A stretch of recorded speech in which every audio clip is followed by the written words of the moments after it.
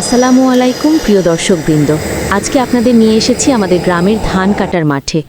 এবছর ধান বেশ ভালো হয়েছে, তাই ভাবলাম আপনাদের দেখাই গ্রামে কিভাবে ধান কাটা হয়। এখন যে মেশিনটা দেখছেন, এটা ধান কাটার জন্য জমির দিকে নামানো হচ্ছে।